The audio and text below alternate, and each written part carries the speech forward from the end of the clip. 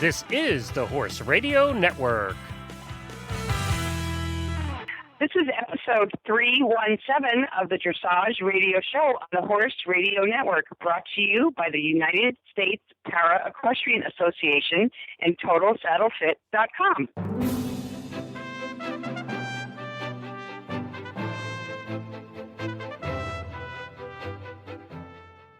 This is Regina Cristo from Sand Lake, New York.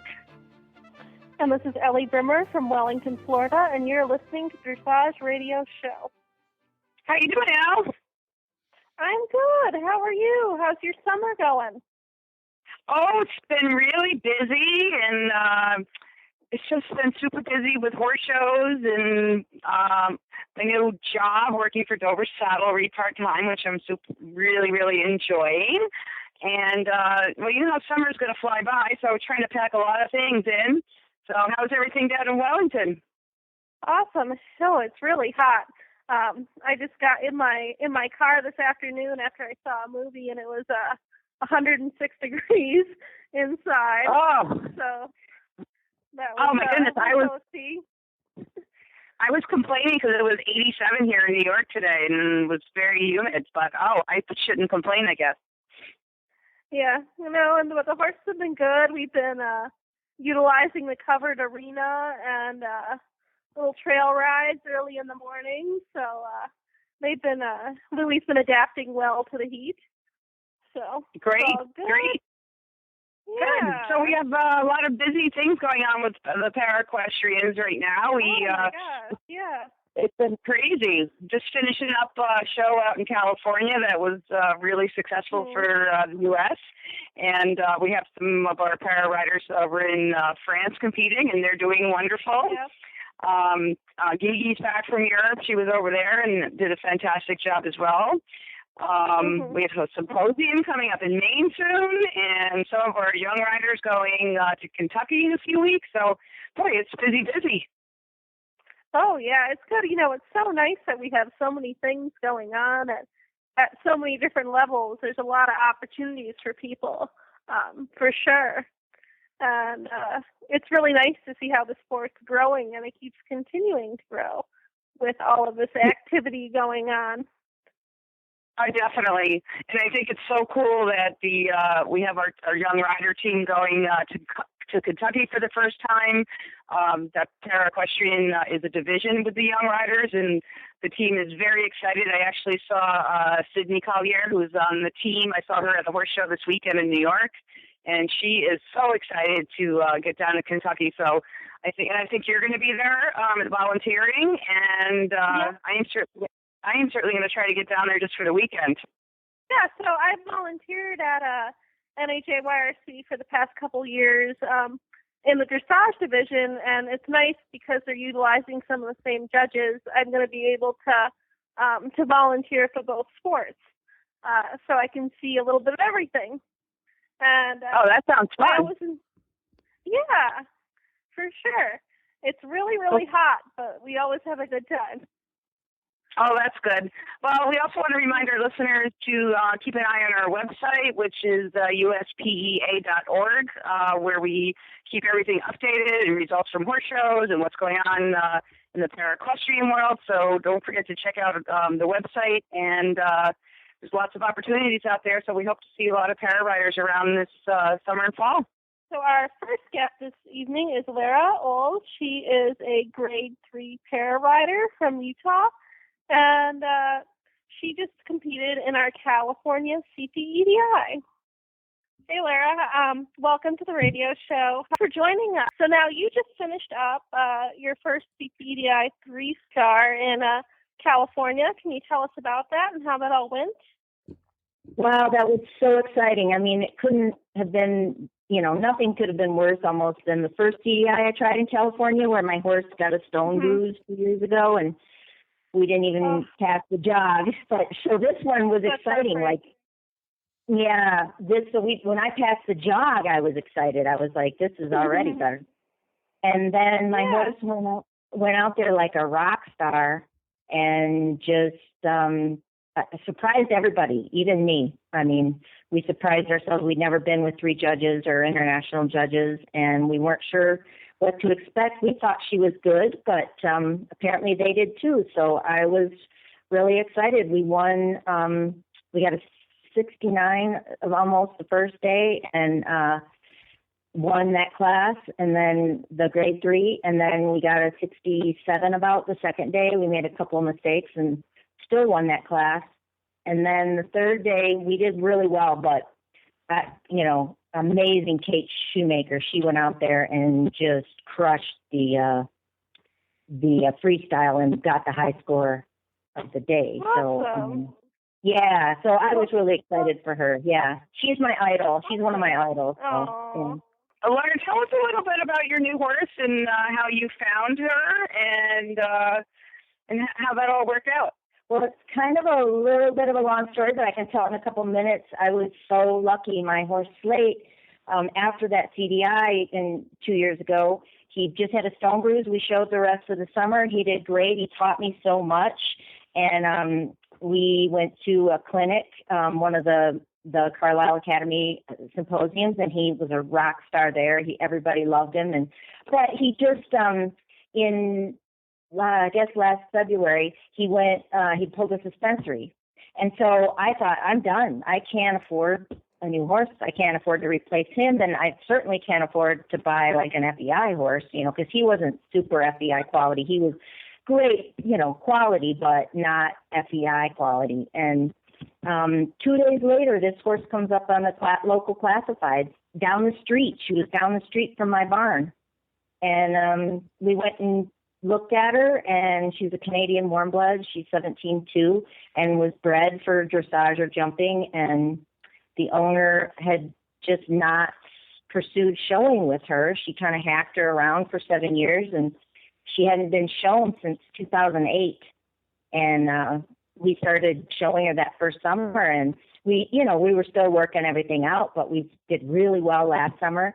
And then we both worked on getting stronger this winter, and we came out this winter even stronger. And she's like a fairy tale. I can't even believe that I own this horse. That's so cool. That's so, sometimes you think you have to search so far and wide to get a really great pair horse, and you just kind of found her right near you. Yeah, it was just amazing. Like I said, not many people knew she was there because the woman had never shown her. She had planned to show her when she first bought her, and she'd spent, a good deal of money on her, but her life changed and she just never ended up doing it. And then she was moving to Mexico, and she wanted her to have a good home. And she said Bella is really picky about who she likes and doesn't like. And when I came up and Bella liked me, she's like, I want you to have her. And so we worked. Aww. She's like, we'll make it work. Yeah, it was like a dream come true. Now, for some of our listeners that aren't as familiar with the para-dressage, can you explain to us a little bit about the grade 3, how the grade 3 tests ride, and what makes you a grade 3 rider? Sure. In 2006, I was in a skiing accident that damaged my spinal cord. It wasn't a complete spinal cord injury. Luckily, I'm still able to walk. My right arm was completely paralyzed, and then I got a blood clot on my spinal cord, and it caused like stroke-like symptoms in my right leg. Mm-hmm. So grade 3, the grades go up. The more impaired people are grade 1, and then the least impaired people are grade 4. And I'm a grade 3, and I kind of like I have 2 impaired limbs. That's kind of one of the profiles that can get you into grade 3. And you do, walk, trot, and canter, but I don't do some of the harder things that grade 4 does. Could you tell us a little bit? I know you've been to a couple of symposiums and different educational events. Could you tell us the importance of those for para riders and what you learned from them and why you think it's a great reason for people to attend them? Yeah, that was my very first exposure to this. I was only kind of taking therapeutic riding dressage lessons like once a week. And I won an award through PATH, the Professional Association of Therapeutic Horsemanship, and I went to the award ceremony, and Sue Grant from Carlisle came up to me and said, "You are a para rider. You need to come to our U.S., para equestrian training camp." And I'm like, I know I'm not. I'm just doing like training level stuff. She goes, "No, you've had horses your whole life, and you've been riding your whole life, and we need people like you in the United States." And so she talked me into checking it out. And the second I met all the people and learned all about it at that symposium, we decided to go for it and move to a place where we could get training, because my husband, I relocated here to be closer to my trainer. I was driving like 2 hours each way to visit my trainer. But anyways, the symposiums are great, because then the next year I took my trainer to one of the symposiums where it was train the trainer, and she learned a lot. And then later on that year, I was able to take Slate and take my own horse to the Western Symposium, and that was huge. It's a good thing to kind of go in your first beginning and learn the rules and meet the people. That's the best part of meeting the people, I think, and making the connections. Mm-hmm. And then I borrowed horses the first 2 times, and so it really kind of all came together for me when I had my own horse. And then, of course, they had another one. It wasn't a Carlisle one, but there was a clinic after the CDI show in California, and I was able to ride Bella, and my trainer was able to ride Bella, so they were giving my trainer help. And, that's just priceless. So now you've also tried a little bit about para reining. Can you tell us about that? Wow. Man, para reining is so much fun. I can't even talk about it without smiling. I can't explain it as much as it's like riding an amusement park ride versus maybe doing like a super technical thing. But of course, I don't know all the techniques. I'm sure there's a ton of technical aspects to training those horses. Don't get me wrong. That has to be hard, because the horses that I rode were so push button, I could not even believe it. Those horses are perfect for para riders. They are trained to do everything that they're trained to do with one hand, so that people can hold on to the horn if they need to. And it helps me because I'm only one-handed, and it doesn't hurt my hand as much because you don't have to have connection to the bridle. Mm-hmm. Really, when you ride a good reiner, you don't use the reins hardly at all. You certainly don't pull on them to stop. And so it was super easy on my hand, and I loved it. But boy, it's a kick. I would recommend anybody try it. I was just super lucky. I was able to ride a horse that won like $125,000 in his career, and he and I went to a camp. I went to a camp, and I got to learn him a little bit, but we didn't really click until that last day. And then we went out into the show pen, and I learned to just kind of stay out of his way and let him do it. And he did his thing, and it was kind of a fluke win, It was exciting, and it was so much fun, and I won this trophy that normal people spend years and years and years trying to get and never get, And I got to ride a horse that normal people never get the chance to ride. But, of course, riding my horse Bella that we've worked so hard was kind of more gratifying in dressage than, but reining, I'm going back. I'm doing it again. I'm excited about it, and it may sort of end up being, maybe my future, because my hand just gets too, my hand falls asleep at night, from overuse. And reining might come in my future as I get a little older. Yeah, it's nice that there are more para disciplines coming online as another para rider, so you feel like there's all kinds of options and different avenues and things to go in. And I even tried the driving. They had the driving clinic out west, and they let me drive one of the horses he's medaled too. That horse is a fantastic driving horse. Anyway, so that was really fun. But I just don't think, with my one hand, that's not necessarily my forte. Although one-handed people do it, there's no doubt about it. But I think para reining is kind of more up my alley for the future. But I'm going to ride Bella until we're done. We're kind of middle-aged, and then we'll reevaluate. But very cool. I wanted to say something. I went to the World Cup, and I went and met a whole bunch of people, and I was really lucky. In para, we don't get a lot of the financial support that a lot of the upper level, dressage riders get. And I just want to mention that I picked up some really nice sponsors, and that kind of legitimizes our sport. And I really want to shout out to them and say thank you to Arista and C Coach. That's the new thing that you can talk to.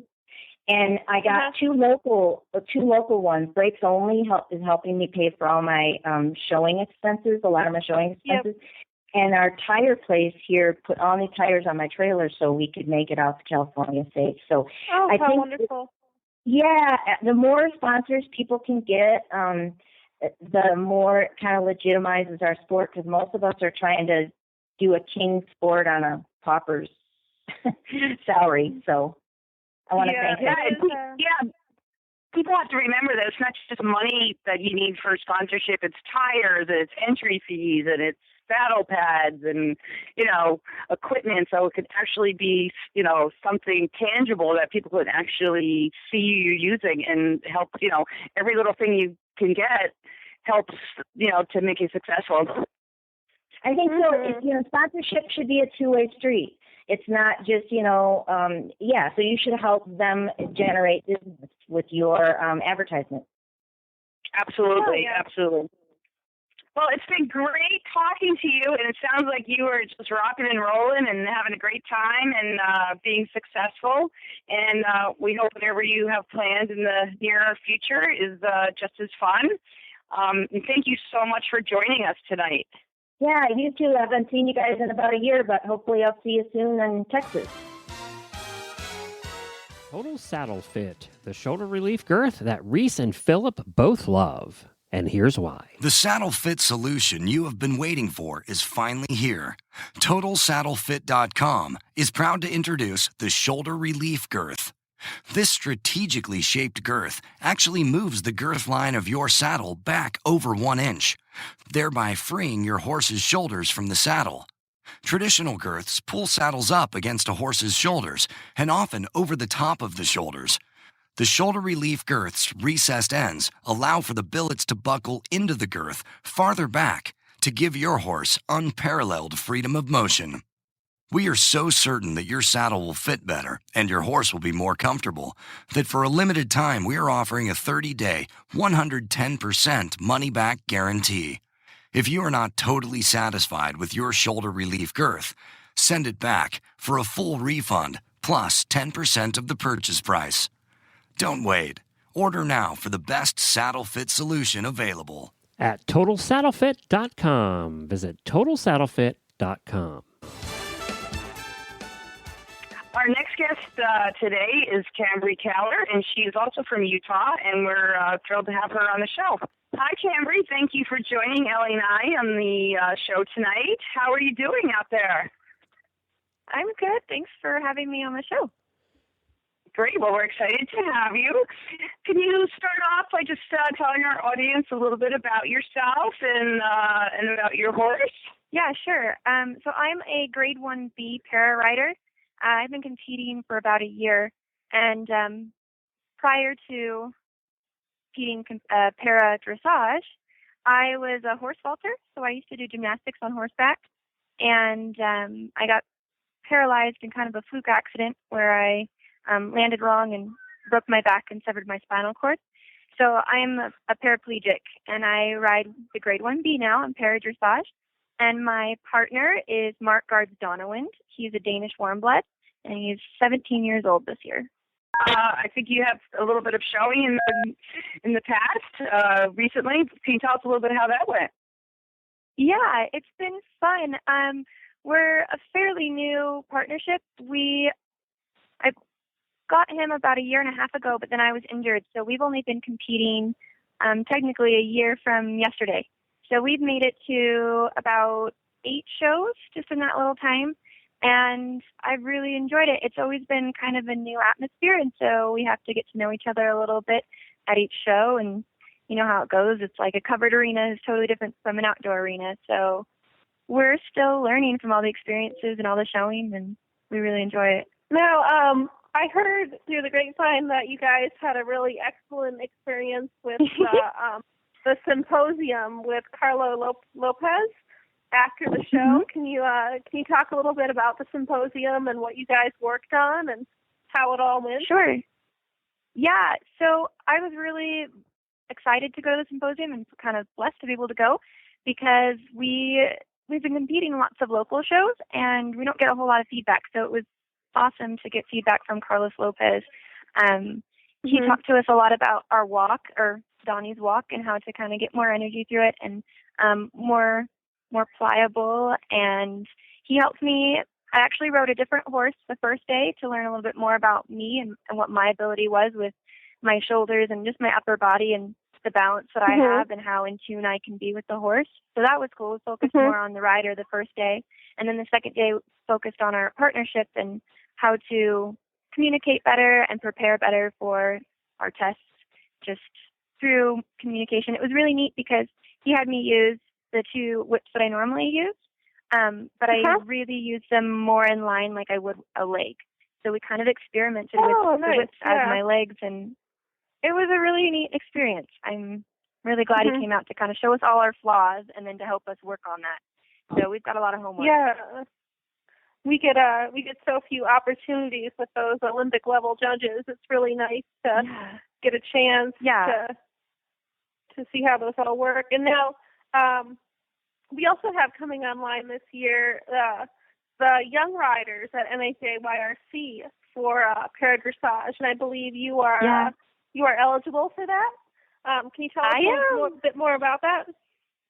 Yeah. Okay. So Johnny and I had to go through a series of competitions within the last year to get qualified to be nominated on the team. So we went to a bunch of shows just this spring and got our scores that we needed. And we are on the team to go to Young Riders, which is really pretty amazing because it's the first year that para-dressage is at Young Riders.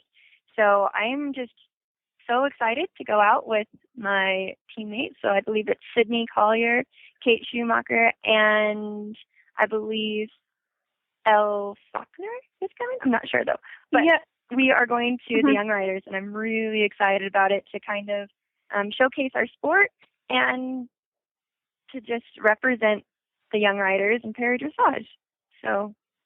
Oh, that sounds great. Now, when is that? I think coming up soon, correct? Yeah, it's in July. We leave in like 3 weeks. Yeah. Oh my goodness. Yeah.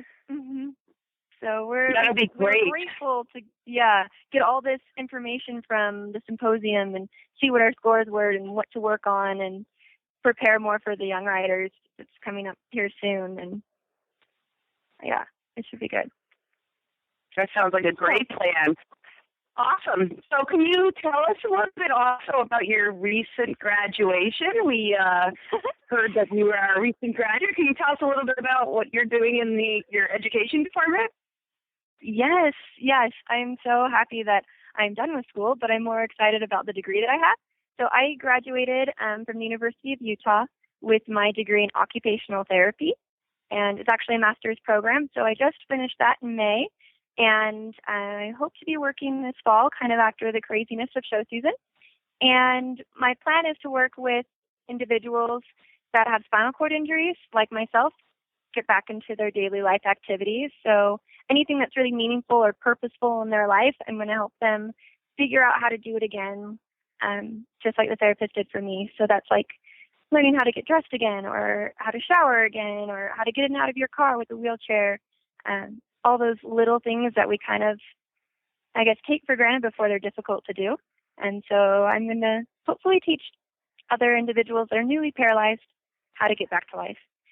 So that's the first plan. And then eventually I want to go down the road into the hippotherapy department and work with children I really enjoy working with children with autism. So not just children with autism, but children with any sort of disability. I'd love to combine my passion for horses and see them use that therapeutic relationship for their good. Well, thank you so much for joining us on the call, Cambry, and good luck at NHAYRC. And I'm sure you guys will have a wonderful show. Thank you so much. We are excited, and we will see you there and hope to do para dressage proud. You can find our show notes and links to today's guests on the website at dressageradio.com. Just like us on Facebook, just search for Dressage Radio Show. Follow us on Twitter at Horse Radio. You can learn more about the United States Para-Equestrian Association at USPEA.org and on our Facebook page. Don't forget to check out the other shows at Horse Radio Network at horseradionetwork.com. You cannot train a horse with shouts and expect it to obey a whisper.